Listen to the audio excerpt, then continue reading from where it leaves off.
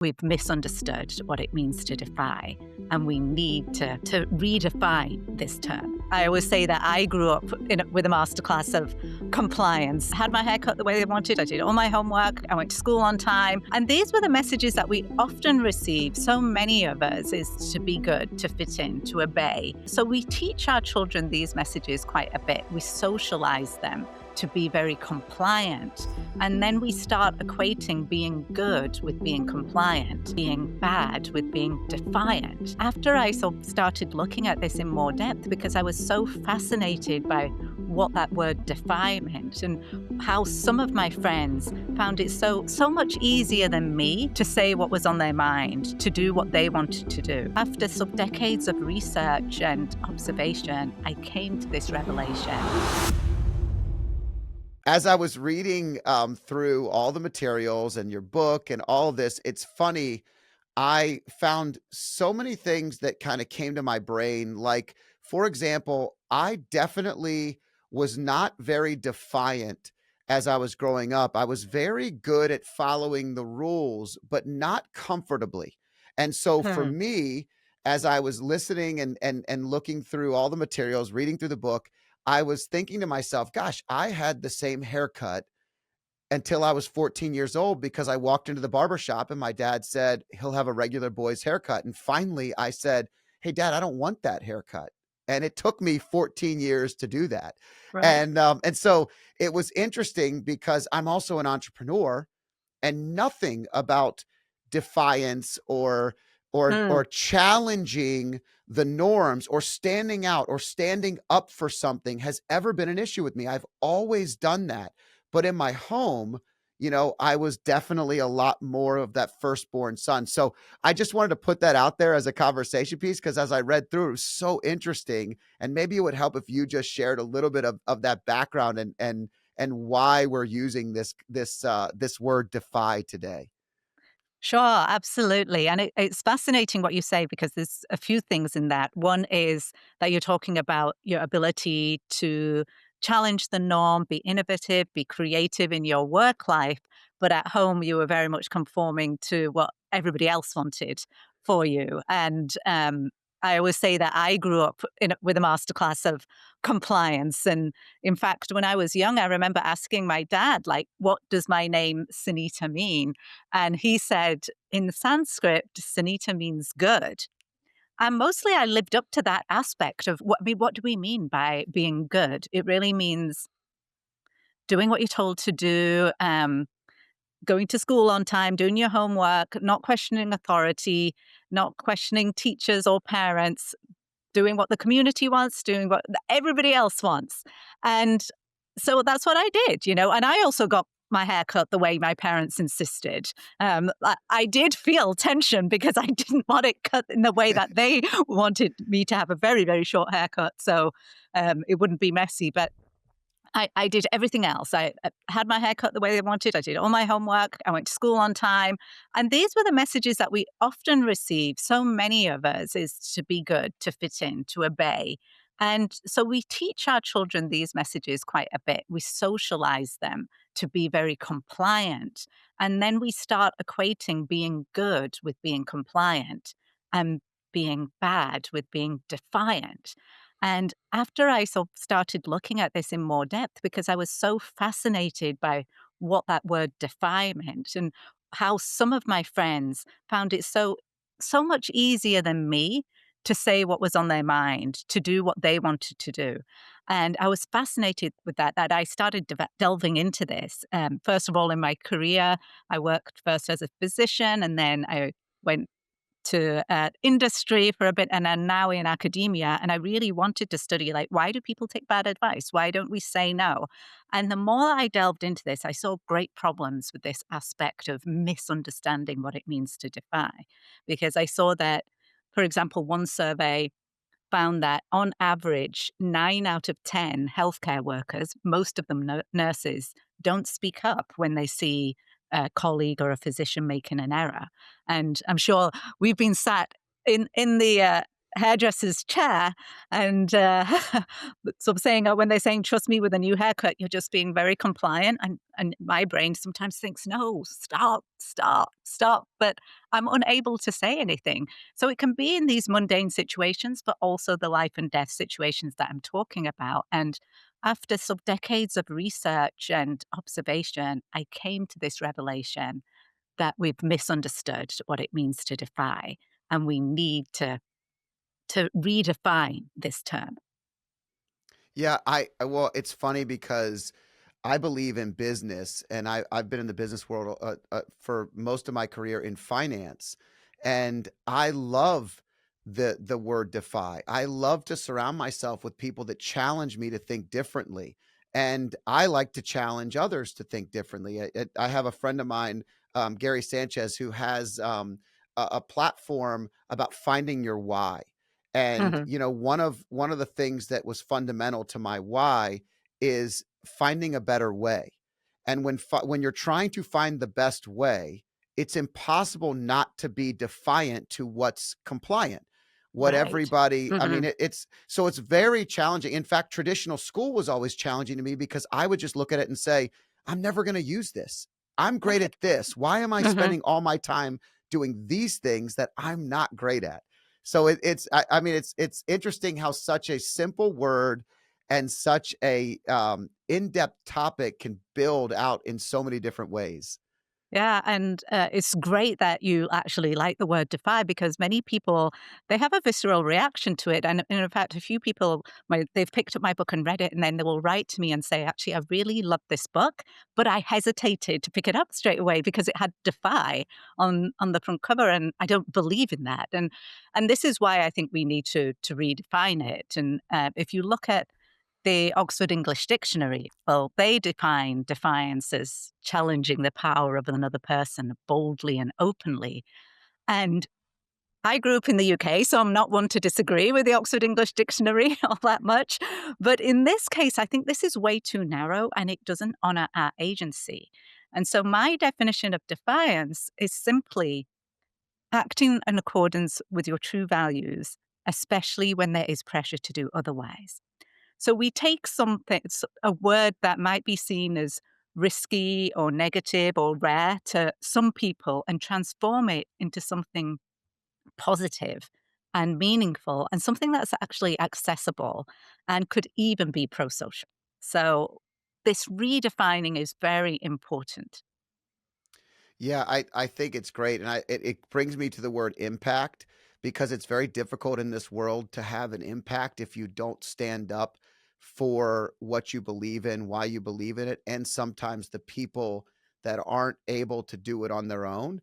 And so, there's a lot of times in my career or my life where I've done something where I've been working very hard to bring something to the surface that maybe others see as not important or not as important. And everybody can differ about what those things are. I try to stay apolitical on things, but the reality is if something is important and impactful and it's going to make a difference in someone's life and you have the ability to stand up, it goes to how to speak up when it matters, right? And Yes, we were having absolutely. we were having a brief conversation about how the book Defy has the paperback version coming out, and you've adjusted the wording a little bit, and I'm really interested in that because I was thinking impact. I'm thinking about standing up when it matters, and I guess that really resonated with readers as they were looking through. And you probably heard some great feedback on that. Yeah, absolutely. So the hardcover, which has been out since January, is titled Defy, The Power of No in a World That Demands Yes. And people very much like aspects of that subtitle for sure. So we're going to keep that subtitle, The Power of No in a World That Demands Yes, as a reading line, but we're going to add a different subtitle to Defy, which is now How to Speak Up When It Matters, because this really will has resonated with a lot of people that find it difficult to get their voice, reclaim their agency. And in the book, I talk about what a true yes is, what a true no is, the difference between compliance and consent, what we really mean by defiance, and why so many people have misunderstood it. So we take those terms and really create the moral language around it. But this aspect of defiance being something that's in alignment with our own values, as you said, it's really not about sort of like perceptions or goals or whether you think something is right or something is wrong. Like, for example, people will say, oh, well, I really believe that abortion is wrong or abortion is right. That's not what I mean by values, because when you get to something like that, there's always some subjectivity and there's at least two responses like, no, that's right, that's wrong. By values, I mean, how do we want to behave every single day? So when I ask my executive students to think about their values, a lot of them will say very similar. Like, I get the same words year after year after year. Like, what are your values? How did you come to them? And they often are very simple words, often just one word. And this is what they want to enact every single day. So it's things such as integrity, compassion, benevolence, all of justice, all of these kinds of words that come up, which seem simple, but they're actually very powerful if we can enact them on a daily basis. But often who we are is quite different from what we do. And, we might catch ourselves saying, well, that wasn't me. Oh, I wish I had said something in this situation. Or I wish I had done something differently. I wish I could have said no and gone against what everybody else was doing. Or I complied with that when actually I felt very uncomfortable going along with that. I wish I had the ability to say no. And it's really capturing those aspects of how can we reclaim our agency and our voice and speak up when it matters? It's interesting to me, because when I think of words, I always think of connection and relationships and integrity, some of the things that came to mind when you were talking. But I find it interesting because I've from the time I was probably 12 or 13 and beyond, I've almost had the opposite challenge, which is when you are a big voice and a big energy, you often will find yourself speaking up, sometimes defying things preemptively or early, or having to gather more data or information. As I got older, I was much better at deciding when to be defiant for the right reason. But when I was younger, I remember being defiant for no Mhm. reason. And it was just trying to find that happy median. And some of the times that I've gotten in trouble in my life is and I say trouble, I don't mean like bad trouble. I just mean like I've said the wrong thing or I've done the wrong thing, has been standing up for somebody without having all the story or not being Right. aware, especially family.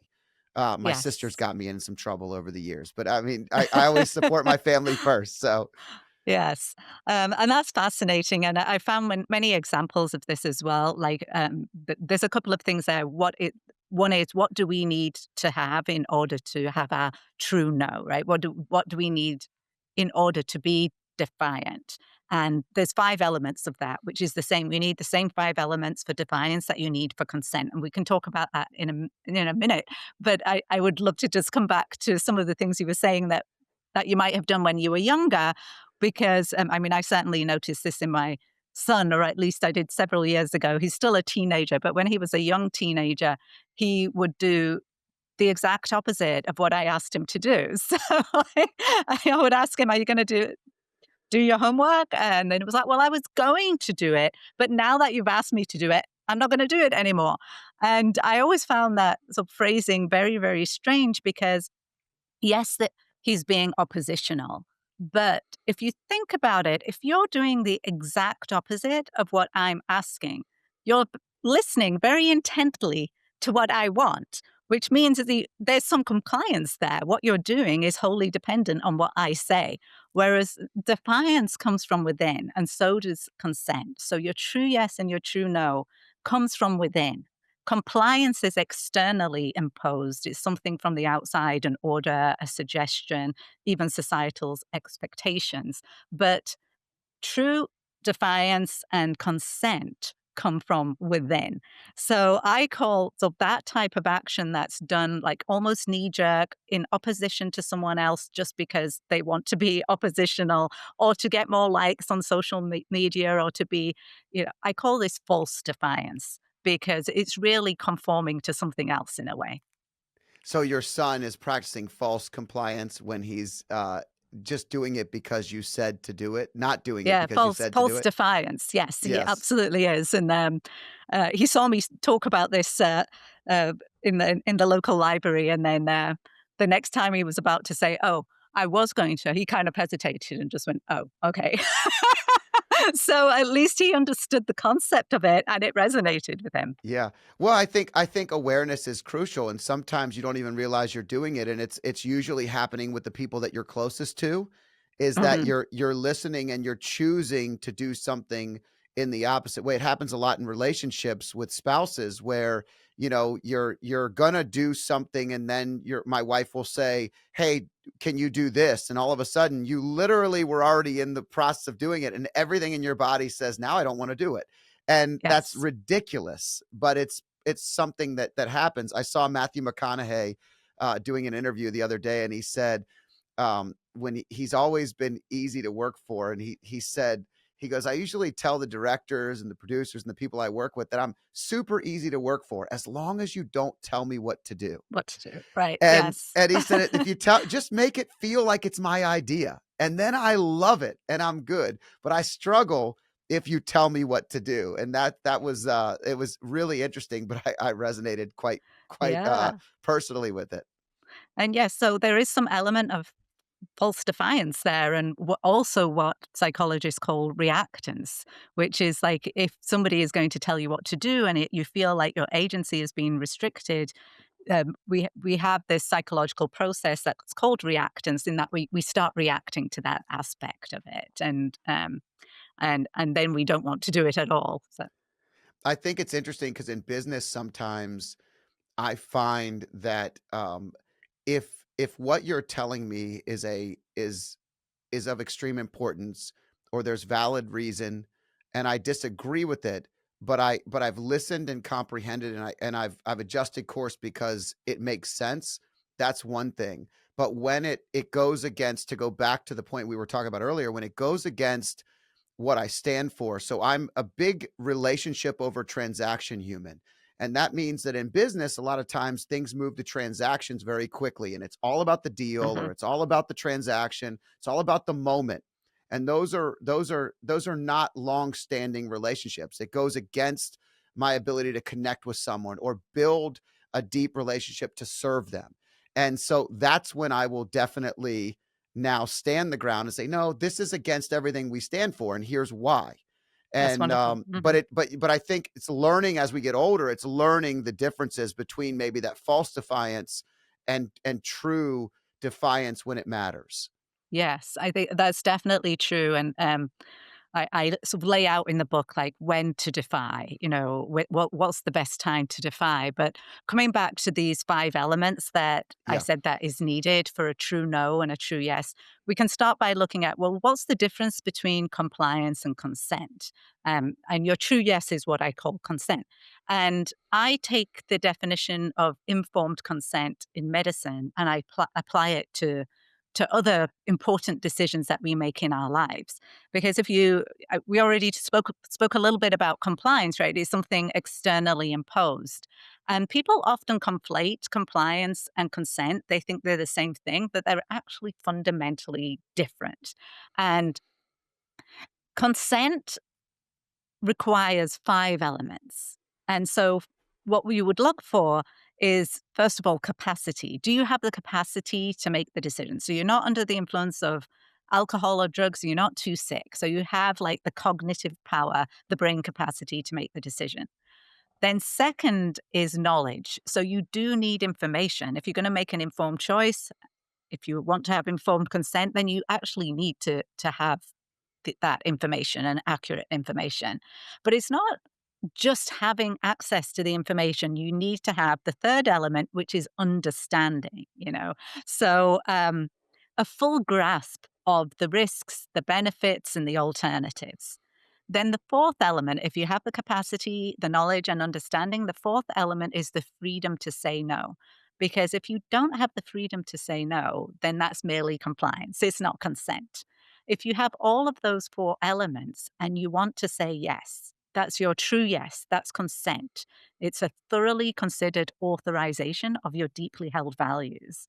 And if you want to say no, That's your true no. That's your defiance, which is the same thing. It's an expression, a thoroughly considered authorization of your deeply held values. So whether you say yes or no really depends on what the situation is asking of you, but it's really representing your values from your knowledge and understanding. And so this aspect of, you said that you were often defiant before you had the full facts. You need to have a good knowledge and understanding of those things, the freedom to say no, the brain capacity, and then give your authorization.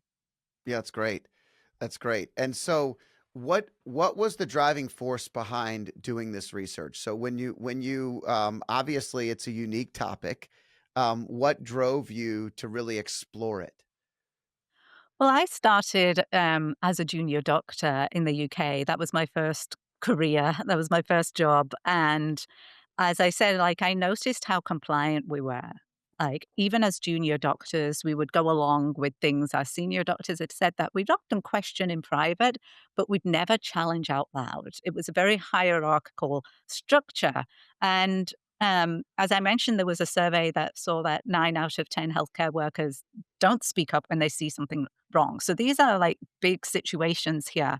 And I really started to wonder, is it sometimes bad to be so good? If we equate compliance with being good, what happens when we are so compliant and we don't say anything?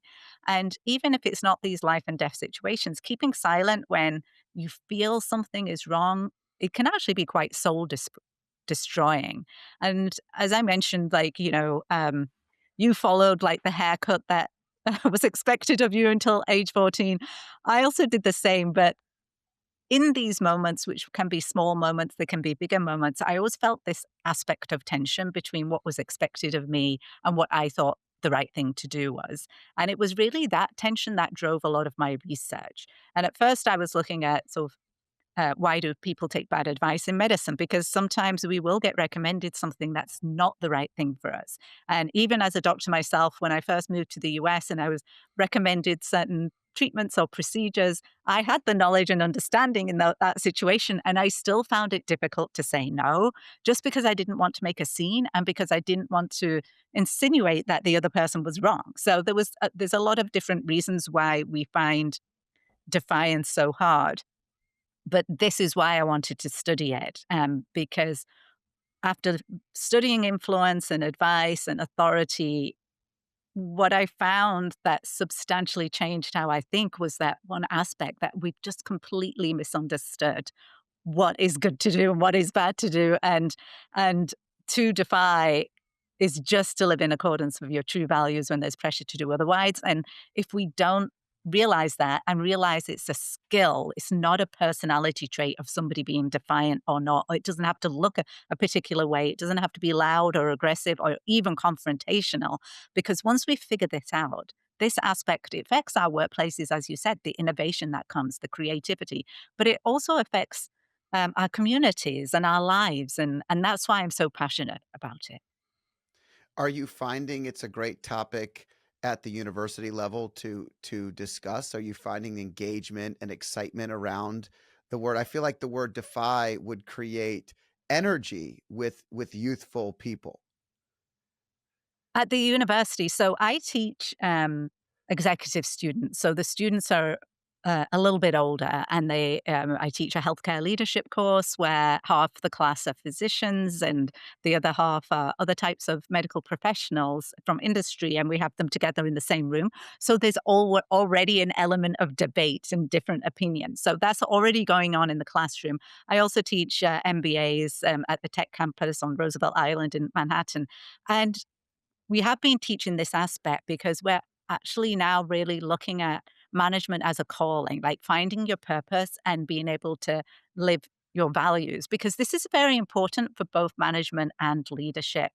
I also find that so the younger students, a lot of people have been gifting Defy in high school graduation sort of ceremonies, because once you realize what this is about, this is what you don't want your children, your graduates, or even your teenagers to just feel pressure to go along with what everybody else is doing. You want them to maintain their boundaries and their values when they go out with their friends, when they're in the workplace, when they have to lead a team and be a role model for that kind of constructive and very positive defiance. And so, uh, not everybody misinterprets what that defy means. And so people are really fascinated because there's so many people that grew up with this expectation of being compliant. And it can get you so far in life, but there's a point where, in order to get your full performance, you need to know who you are, what your values are, and how you can act in alignment with them. Don't you think it's also kind of interesting that, we base this compliance on a somewhat of a false understanding, or maybe just a non-developed understanding of where it's coming from? So I'll give you the example. When in the book you talk about, your teenage friend who you guys have a cigarette and your father busts you, and you come from this good girl mentality where you're not ever expanding. She didn't wear the right uniform. You have this moment where you make a decision that you're testing a boundary, and the way that your dad handled it shocked you, almost surprised you in a way that that was interesting, and it kind of opens your brain in a different way. And I guess I want you to tell that story, but I also want you to just think through what I'm getting at here is I find it interesting that so much of what we think we're doing as compliant is not even what the people that love us the most want out of us or for us in the first place. It's our misinterpretation Right. of this dialogue that we just haven't asked the right questions. Yes, I think that's absolutely right. And I mean, I am the youngest child in my family, so I think I did get a little bit more lenience than others. But I certainly observed my older brothers and sister like sort of a strict environment in this aspect, and so I was, thinking, oh, to be rewarded, I need to be good. And the story that so when I started at high school and I got sent to St. Joseph's College in Bradford, West Yorkshire, and they have a uniform, and I was there 2 weeks when a new girl arrived.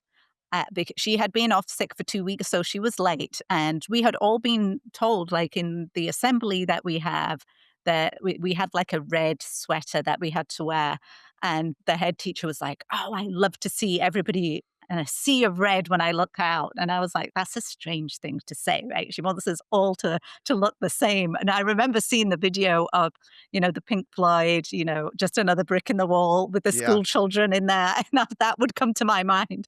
And then my friend Clara, she walked in and she wasn't wearing her red sweater and she was wearing these high heels and she had makeup on and her hair was kind of asymmetrical and dark eyeliner. I used to love The Cure at that point, right? And she just walked in and she sat down and she was totally unbothered by everybody looking at her. And I just thought, who is she? And she became my best friend there at school. We're still in touch now to this day. And she smoked, not because everybody else was smoking, but because, and we used to talk about it, and she would acknowledge, yes, it's very unhealthy, it's not good for her, but she did it. That was just who she was. And then she would persuade me that it's actually quite a good thing. So I ended up taking a few cigarettes back home and I went into a very small house. And I don't know why I thought this was a good idea, but I thought I would try out one of the cigarettes. I did open the window, and but that wasn't enough to stop the smell of smoke going downstairs. And I could hear people talking about it downstairs. And my brother was like, "What's that smell?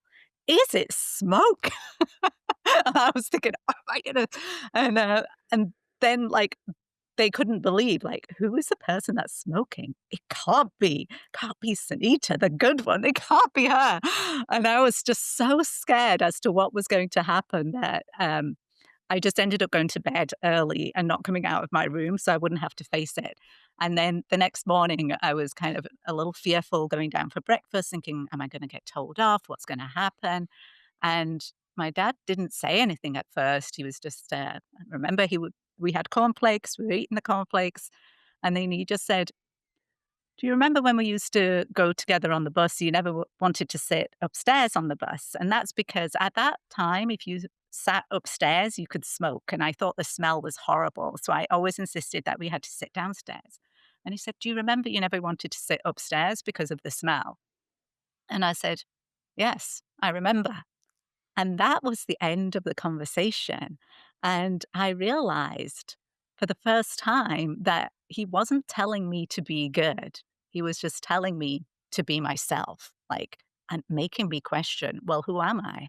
Am I just smoking because my friend is smoking? Or I never liked the smell of smoke. Why would I do that? And it really got me to think, actually, being Defy being Sunita isn't about being good. It's about being Sunita. It's about being who I am and figuring out what my values are and acting in accordance with me. And so he didn't actually need to say anything else other than that because it really did get me to think about, well, who am I? I'm not the person to be smoking. That's not who I am. I don't actually enjoy it. I hate the smell of it. And so that was really great. That was a great lesson for me to take forward. Yeah, it's always interesting to me because it's like you get little tidbits of influence into who your parents are and what their values are and what they stand for because there's such a line when you're young, you're talking about your teenage son, there's the line of I must tell you these things because you could get injured or hurt if you don't listen to me. So you can't run out into traffic. You can't just do what you want to do whenever you want. You can't just go out and not tell me where you're going. Like these are protection things, and then Right. that line opens up as you get older and you start to see different things. And I have two teenage boys and they'll often say, well, Dad, you would never be okay with that, or you would never do that. And I'm thinking in my brain, I did all these things. Do I want you to do the same things I did? Do I want you to make the same mistakes I made? Absolutely not. I want you to have the information and I want to set a standard that's high, but it's your job to find where you fit into that standard. And hopefully it's one where you hold high regard for yourself. And if you Right. do, you're probably not smoking, for example. Right. And this is it about like all of a sudden in the last few months, there have been schools and parents that have become so interested in the book and the work that I'm doing because it really goes down to, well, what if our teen or even our middle school children are feeling pressure? I've been speaking to a school in the city about um, certain things that happened where there was a group chat and people were being quite they were acting in a way that they were not proud of towards a certain person, and they were like, "I wish I had said something. I wish I hadn't gone along with it." This happened in a group chat online, but it also happened in one of the school trips. So there's all these things going on where they really think that this book is important, Defiance is important. How can we teach it in our classroom? How can we tell our children about it? How can we parent for it? Because we want those situations, if we want to keep our children safe, they have to know that they can say the word no to their peers. There are times where you do need to speak up or you do need to be defiant. And I talk about quiet defiance, which means you don't have to actually say the word no. You don't have to be confrontational, but you can remain true to your values and not get involved with things that you will regret later on. Yeah. I think that's really good. I remember as a kid, my mom would have us go to parties that were where you know how they would invite everyone in the class and then everyone in the class would decide they're not going. And I would tell my mom that this was happening. And then me and one other girl who was close friends, her mom and mine were great friends, we would go and they would say you're going to go and you're going to support them and you don't have to stay long and they don't have to be just like you, but you're going to show up and be present and do what everyone else isn't doing. Yes. And it was very uncomfortable when I was young, but at the same time I always had a good time. I always found out something different about that child that I didn't know. I got to see how they lived, what they lived in. Sometimes it was, I could still remember one particular event where it was super challenging and I thought that I grew up without and this individual had way less and it was definitely challenging and I remember thinking to myself, "Wow, I didn't know that they were going through that. But as I got older, it became a lot easier to stand up for things because I was always in that realm. I was comfortable now.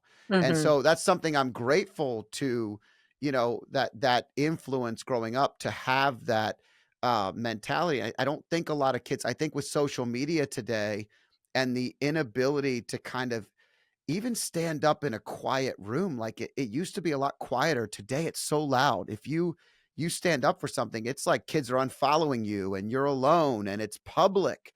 And it is very challenging. So however we can teach these lessons, I think it's valuable. Yes, absolutely.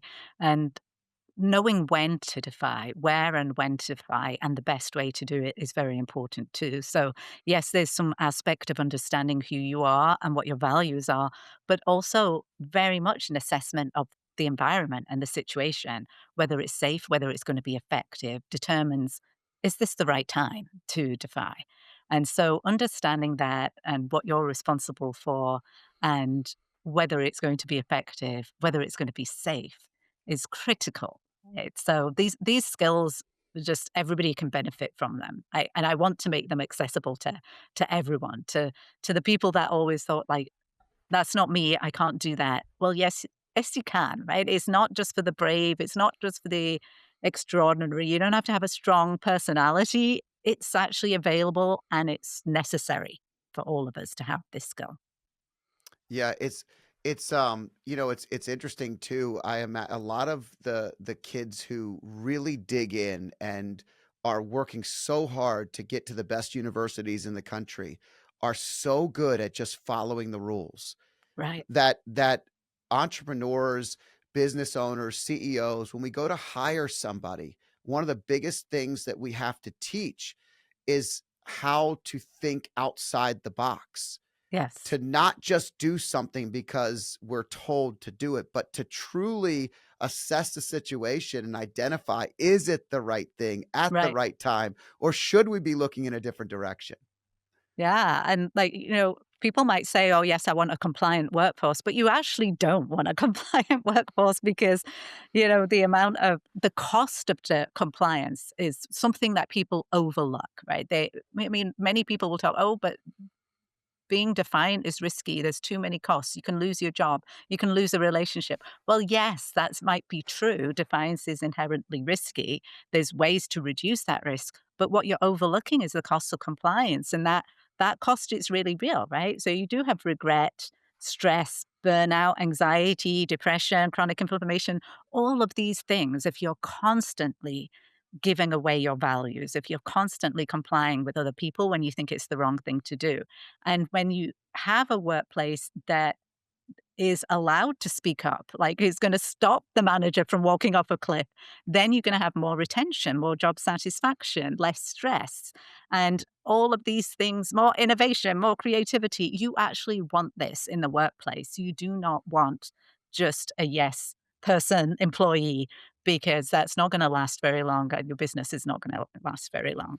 Yeah, authenticity goes a long way if you truly understand what you're working towards, and I think that when you do choose to defy, there is a vulnerability and a risk assessed with that, and it can be a challenging time. It could be a change of your career, it could be a loss of an opportunity. There's lots of things that could happen, and so I think that risk reward um, thing is something that can be very challenging for people. But it is good to have more people pay attention to it, to talk about it, to have this conversation, because it's going to Yes. lead to good things. Yeah, when I've gone into workplaces to see, and done some research there, what employees, the two main questions that they ask about when they're considering whether to defy or not is, first of all, is it safe?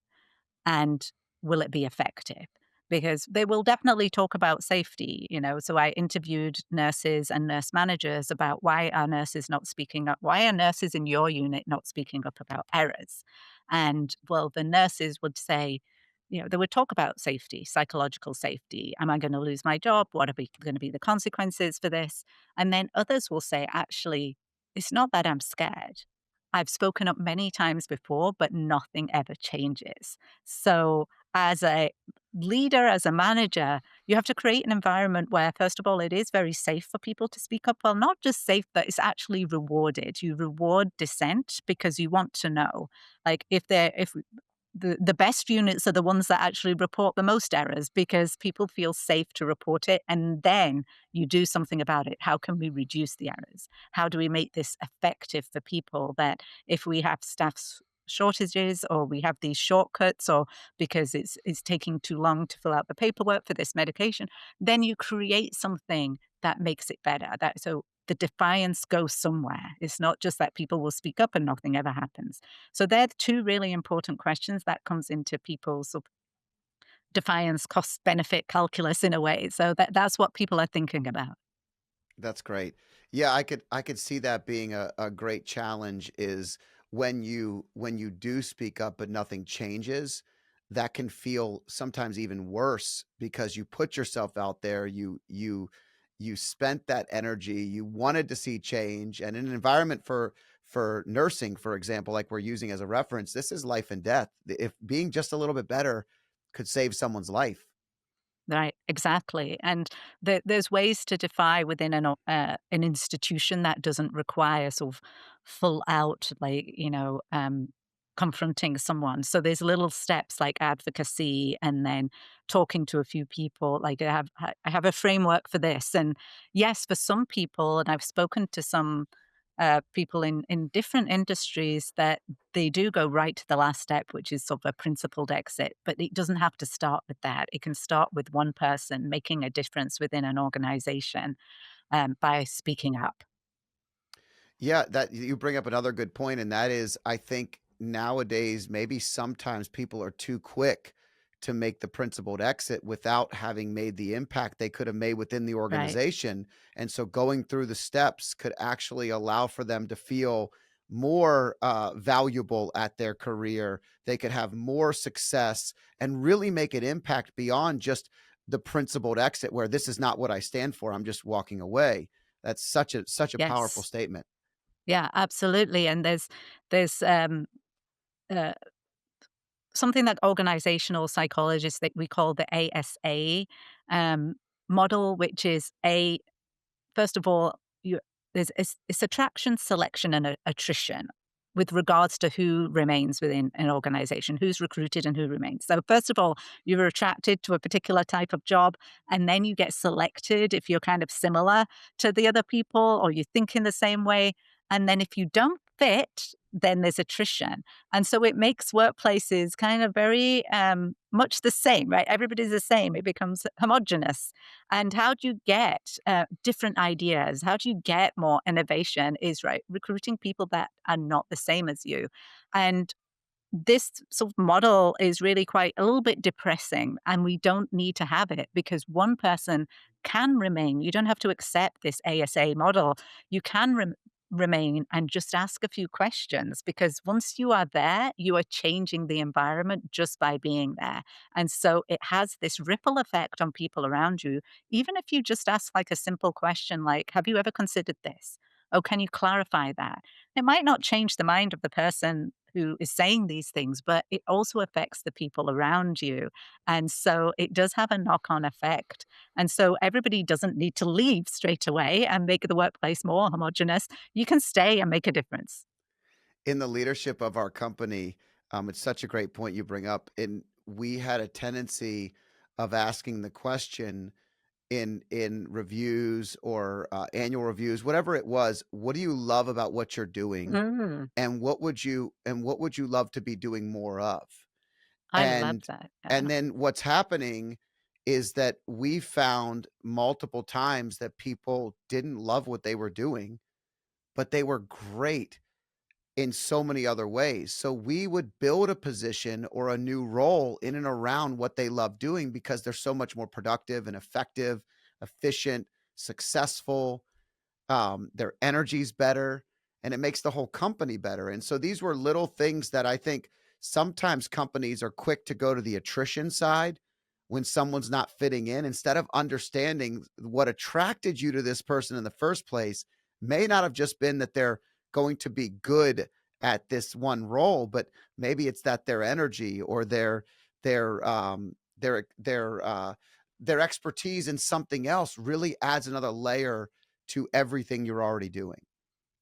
I think that should be in every annual review, right? That, what is it that you love doing? And what is it that, because if you do love doing that thing, rather than trying to get everyone to be the same and everyone to say in academia, you should only publish in these journals. Well, what if you're really passionate about publishing? If I'm in a business school, what if I'm really passionate about publishing in medical journals? What if it would have more impact?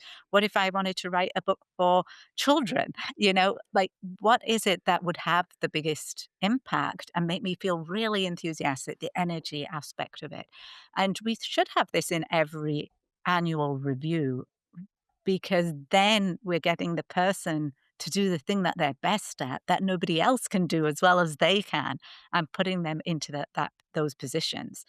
Wow, that's amazing. That's like so far ahead of where we are in so many organizations. Yeah, well, I think the bigger you become, the more you fall into the compliance of what you think you should be.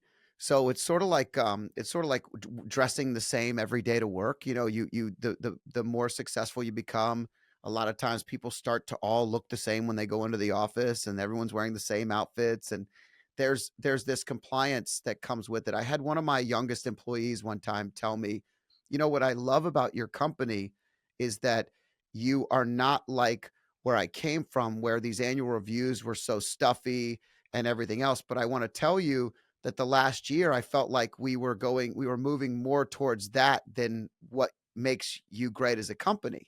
And that was one of our youngest, least influential on paper Mm. employees, but the reality was that made me question everything we were doing, and my COO and I are talking, and she says, "You teach this life model to everybody outside of business. What if we taught the life model to all of our employees? And then what if we executed this life model as a way to build into their future in the company?"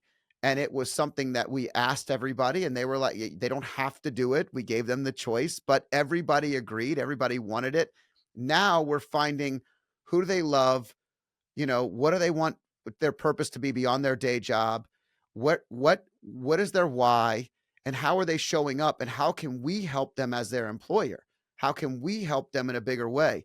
That was so impactful. And it was that one question and that one challenge that was very, very, quite frankly, well beyond her years in bringing it up, because it wasn't said with any disrespect or even challenge. It was just acknowledging what we were great at before and maybe what we were forgetting as we got bigger. So, Yeah, and that's amazing, and that is, like, a fantastic example of defiance from her, right? Is to really think about, have you considered this? Because you're actually saying, "This is your purpose, this is your values, but how are we living it?" Right? There's some misalignment there, and how can we get back on track with those things? And, um, I am now going to suggest that we have that question in our annual reviews for sure, and, yeah, there's so much to take from that. That's, an amazing example. It's an amazing example of defiance. well, it's a great topic. I've really enjoyed chatting with you about it. I hope that this continues to have the impact that you intended. Let our listeners know how they can get more of the topic, how they can find the book, when the paperback's coming out, so they can get that as well, and if there's anything else that's worth sharing that they can have access to. Yeah, absolutely. I mean, we only, like, scraped the surface on this. There's so much more to say, and we could chat for such a long time. But you can, go to my website, which is sunitasar.com. So that's SUN, like the sun in the sky, SUNITA, SAR, SAH. So it's sunitasar.com. There you will find, links to books in all different countries, different translations if you want them, all different retailers. So you can buy the book there. The paperback is coming out on February the 24th, 2026. So that's also available at that point. I also have a newsletter called Defiant by Design that's currently free. And that's on Substack. You'll see that on my website as well. You can also connect with me on LinkedIn and Instagram. I'm going to be making some resources for parents, for teachers, and other aspects. So definitely keep in touch. That's great. And just as a side note, I have the copy of the book right here, and Daniel Pink calls it transformative. Adam Grant put some words on here as a powerful book. The Doctor of Influence, Dr. Robert Cialdini, talks about Dr. Sa's leading the change on the science of compliance and defiance. Defy changes our understanding about true consent and true dissent, a real yes and a real no, a must read for all. So um, these are I name these names. That's only a couple, by the way, but the blurbs are. If you've ever written a book, you know the blurbs are can be very valuable, and these are very valuable statements. And I think it's a book worth grabbing and something that I'm grateful to have had the short conversation. But that doesn't mean it can't be another one another time. Thank you very much. I would be delighted to continue the conversation at some point. This has been wonderful. Thanks for joining me. I hope you enjoyed this podcast. If you liked it, there's more where this one came from. Click here and enjoy some more.